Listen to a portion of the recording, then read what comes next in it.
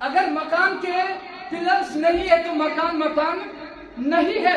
معاشرے کے اندر اگر نماز نہیں ہے تو معاشرہ عمل والا معاشرہ کہلا ہی نہیں جا سکتا.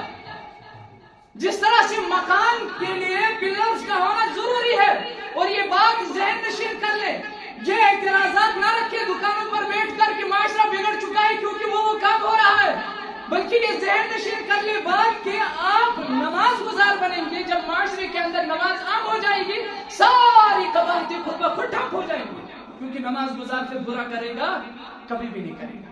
ہم کہتے ہیں معاشرہ اس لیے بگڑ چکا ہے کیونکہ معاشرے کے اندر چوری عام ہو چکی ہے، ڈکیت عام نکل رہے ہیں. ہم کہتے ہیں اس لیے معاشرہ خراب ہے کیونکہ دن دہاڑے چھوٹے بچوں کو اغوا کیا جاتا ہے، چھوٹی بچوں کو اغوا کیا جاتا ہے. اسی لیے معاشرہ خراب ہے کیونکہ گھر کے اندر ایک جوان بچہ ہے، جب اس کے گھر کے اندر بیوی آ جاتی ہے، بیوی آنے کے بعد وہ اپنی امی جان کو پٹائی کر کے گھر سے باہر نکال دیتا ہے. ایک بیٹا اپنے امی جان کو، بسا اوقات تو ایسا بھی نظر آ رہا ہے. اسی لیے معاشرہ خراب ہے کہتے ہیں، ہم کہتے ہیں ایسا، اسی لیے معاشرہ خراب ہے کیونکہ فلاں جگہ پر ایسا ہوا کہ ایک شوہر نے اپنی ہی بیوی کو قتل کر ڈالا. معاشرہ خراب ہے، معاشرہ انتہائی خراب ہے کیونکہ فلاں جگہ پر ایک بیوی نے اپنے ہی شوہر کو قتل کر ڈالا.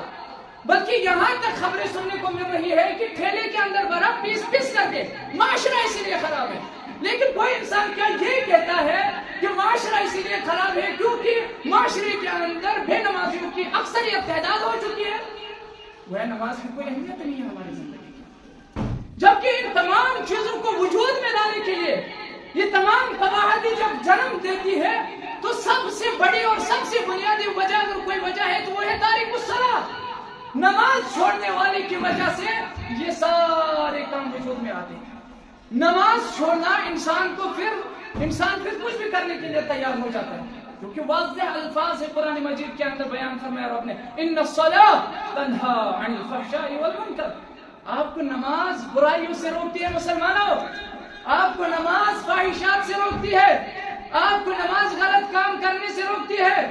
ایک نمازی انسان کبھی بھی یہ ساری قباحتیں انجام دے گا، لیکن اگر نمازی انسان یہ ساری قباحتیں انجام دے رہا ہے تو دل کی تختی پر لکھ لیجیے گا کہ وہ مسلمان نمازی نہیں ہے، بلکہ وہ اپنے آپ کے ساتھ مذاق کر رہا ہے. وہ نماز پڑھ رہا کیونکہ نمازی کی یہ صفات پائی جاتی ہے کہ نمازی انسان پھر اپنی نماز کو ضائع کرے گا، وہ اپنے والدین کے ساتھ پھر بدسلوکی کبھی نہیں کرے گا.